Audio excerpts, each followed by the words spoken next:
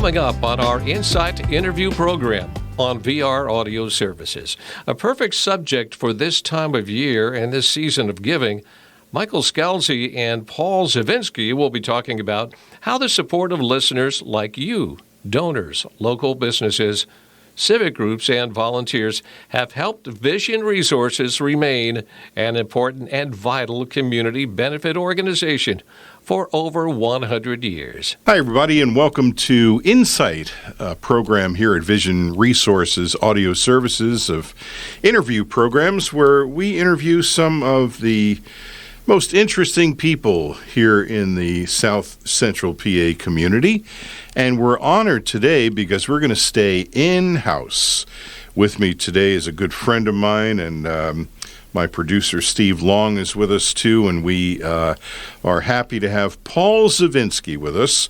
The name probably rings a bell. Paul's been a mainstay in the Harrisburg market for many years, but you may not know that Paul is the Director of Development and Public Relations for Vision Resources of Central Pennsylvania. So welcome, Paul.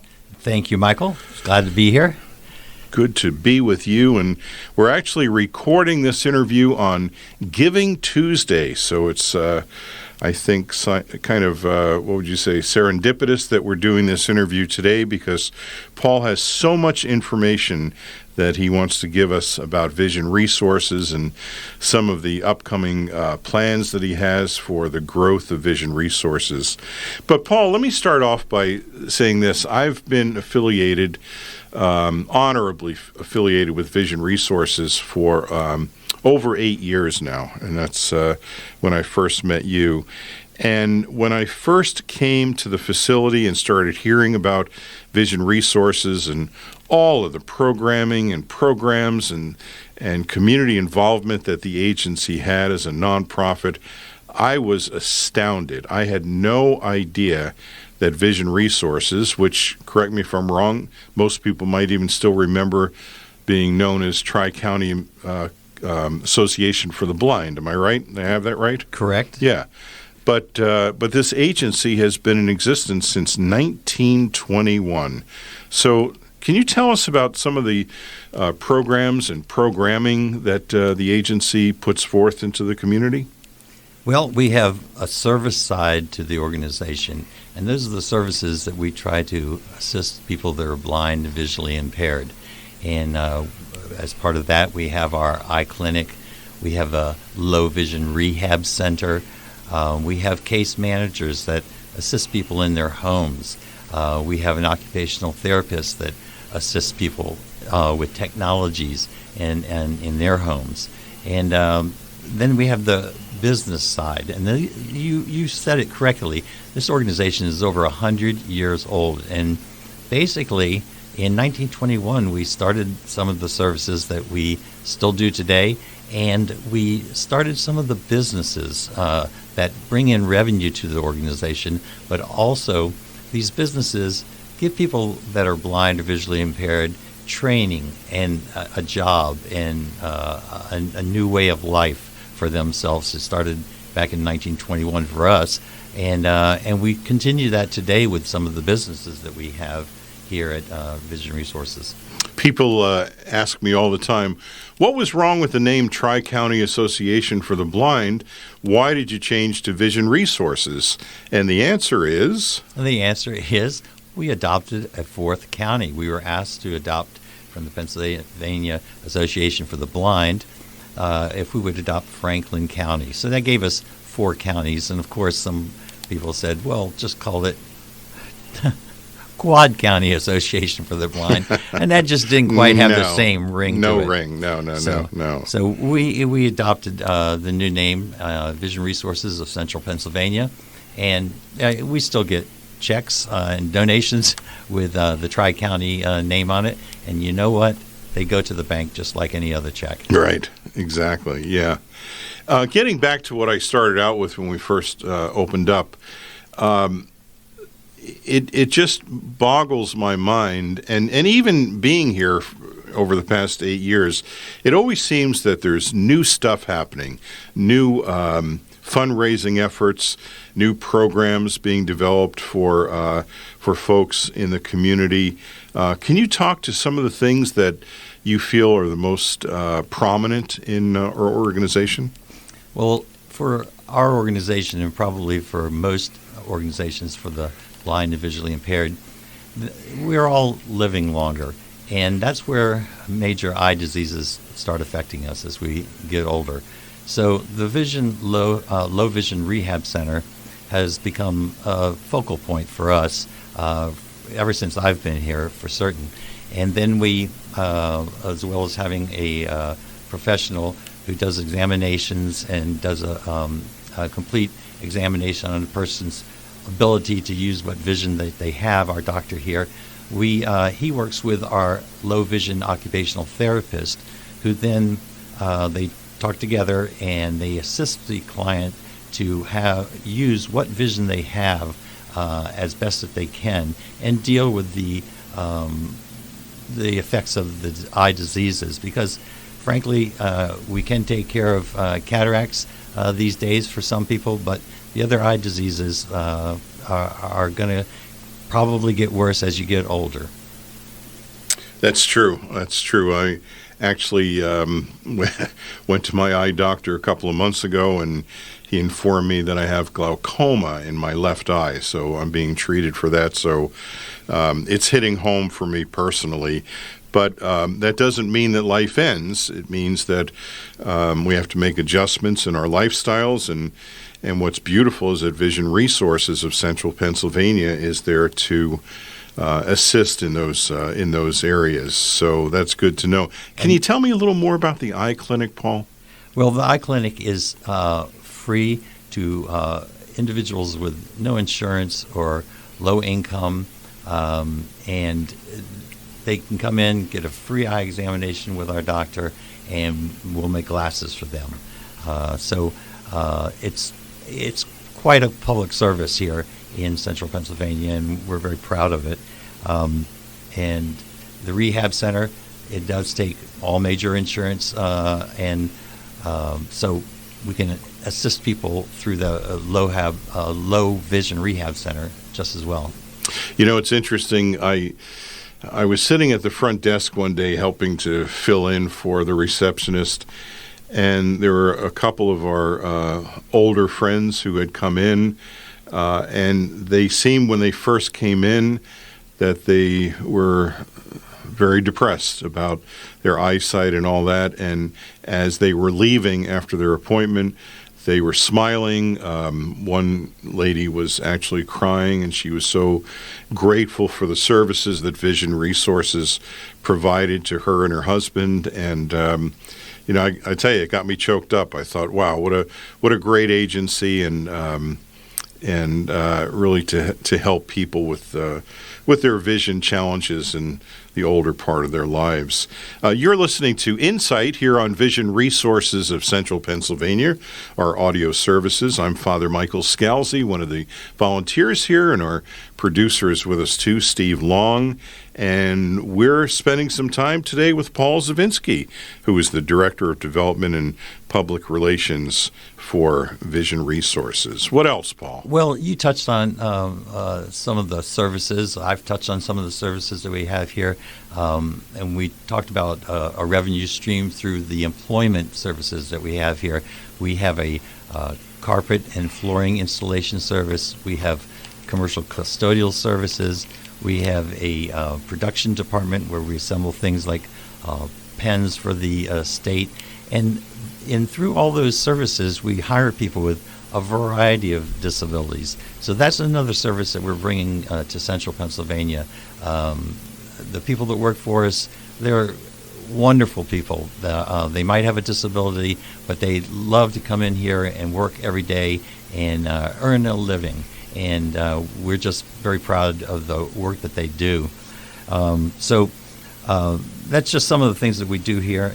Could I mention for our listeners who might live in the York or Duncannon or Carlisle areas that when you go into the PennDOT photo ID centers in Carlisle, Duncannon, and the two in York, the folks that take your picture for your driver's license are all employed by Vision Resources. And each one of them has a disability of some sort. Some of the disabilities are apparent, others are not. But we have some employees who have been with the program, not with Vision Resources. We have one lady in Carlisle who is going to be celebrating her 40th anniversary next year. We have a lady in York who's celebrating her 20th. And some of these folks say that this is the best job they've ever had. It's the job they hope to have for the rest of their lives. And they're so grateful for being able to have that opportunity. And, I'm an Italian guy from New York, so I get tears in my eyes, all the time at the drop of a hat. And I hear them talk, and I think, wow, what an awesome thing to have these folks employed by Vision Resources. So the tentacles that are out there are really wonderful. Tell us more, Paul. Well, and yes, those businesses are extremely important to the income, day-to-day operations for Vision Resources from all of our businesses. But we have donors, too. Donors from businesses, individual donors, and they make contributions to this organization. And they are critical to the day-to-day operations that we have here. As a development director, a lot of people don't know what development is. What does that mean? Well, in a nonprofit, development is the act of building a relationship that leads to charitable gifts and donations. And we have so many friends. After 100 years in this area, we have so many people that are friends of ours.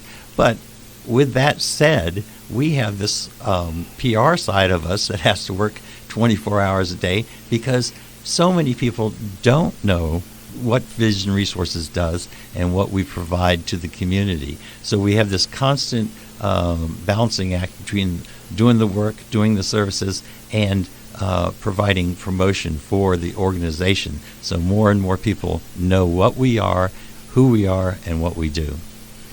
Paul, could I ask you to touch on a subject that just came to me, and I know that it's in the forefront, sadly, over the past couple of years, especially since COVID hit. There's a lot of scams out there, and I know from working closely with you that you are uber careful about making sure that the money that's being donated is used properly and people are acknowledged with the contributions they give. Could you speak to that for a second? Absolutely. I feel that most nonprofit organizations follow a code of ethical standards. So the relationships that they build are those public trust. They're building public trust and transparency, and just the code of ethics is what we live by here, or at least I try to as a director of development. One of them would be to not disclose privileged or confidential information to unauthorized parties about your private information that you might give to us as you make a donation. Give donors and clients the opportunity to have their names removed from lists that are sold. Some people get these lists of names of people that make donations, and then they sell them to other organizations. Well, we're not going to do that here. This is probably one of the most important codes of ethics, I think, that we try to follow here. We ensure that contributions are used in accordance with the donor's intentions. So let's say you make a donation, Michael, and you say, well, I hear you have a vision screening program for children. I would like my donation to go to that as a designated gift. We will see that 100% of your donation goes to that because you made that as your intention for us how to use that money. You might make a donation to our endowment fund. That's our future fund. That's going to help support this organization with reliable funds, resources. As that fund grows, it will supply funds to keep the operations going here year after year. And you might just say, well, I don't have any real thing to designate it to. How about I just allow you to make the designation of how that fund is used? That's really important right there, because, Michael, we have electric bills, we have water bills, we have telephone bills just like everybody else. So when somebody just gives us a donation, whether it's $5, $50, $100, whatever it is, and they say you put it to the best use for your organization, that's a fantastic gift, and that keeps the lights on here at the operations that we employ people at, that we bring in clients to, that we give visitors a chance to see what we're doing here at Vision Resources. You're listening to InSight. I'm Father Michael Scalzi, one of the volunteers here, along with our producer, Steve Long. And the other voice you're hearing is that of Paul Zavinsky, the Director of Development and Public Relations here at Vision Resources. When I first took a tour of this facility and came up to the second floor, and our executive director at the time showed me a radio station, I almost fell off my chair because Paul, myself, and Steve Long all have radio broadcasting backgrounds. And when I found out that there was a radio station, or what has now morphed into audio streaming services, I was just so excited and thrilled for that. Paul, can you talk to some of the programming that's on the audio services stream that goes out to the folks in the community? Well, we try to have some purpose for people that are visually impaired or reading impaired, we even say. So we have programs that have information. We read popular magazines, National Geographic, Prevention Magazine. We have novels that we read on air. We have interviews like this with prominent folks around the region. So we try to provide information. We have a little bit of music in there, some entertainment occasionally, and so many people say that this radio service, this stream, provides companionship for them.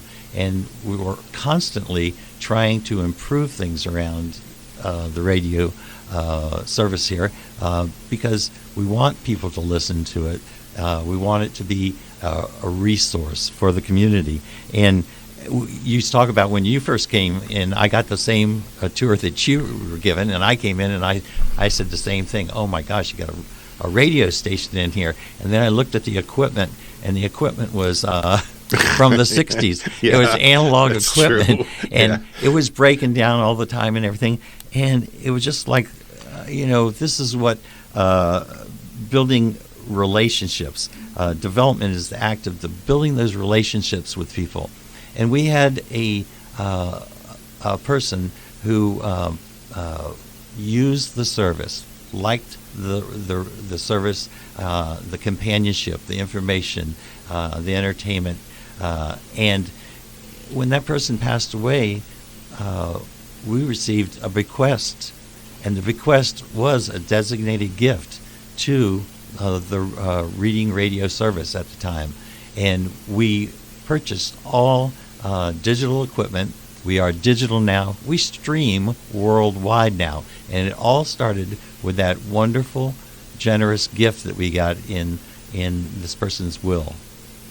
I do remember what you're saying. When I first walked in, it was almost like going back in time. When I was in the broadcasting business, I thought, wow, I haven't seen equipment like this in many, many years. So it's so nice to see updated, state-of-the-art equipment, and that's why our folks are able to hear the programming that they do, and this program among many, many others. Paul, talk about the obituary line, too, which sounds a little morose, but it's a service that people love. You manage it. You could probably talk to it better, but we have volunteers that read entire obituaries around the region, and they'll read it, and it's recorded. So if you wanted to listen to it, you can call in and listen to the local obituaries. And you're correct. That is one of the most listened to features that we do. A lot of folks And I have to tell you, Paul, I'm honored to be heading that. We call it the OBIT team, but we have 6 readers, and we all have a specific schedule, and we do it 365 days a year. And whether you're blind, visually impaired, or you have no issues with your eyesight, people call into the telephone number just to check in on the obituaries. And it's a great service, and once again, I think it speaks to the variety of services that Vision Resources benefits the community with. I mean, it almost seems like there's always new things coming up and new ideas. I know we have meetings and things like that, but how about like our summer camps for the kids? Summer camps are a tradition here, and Teresa Strawn, our Director of Services, put it together this year. It was wonderful.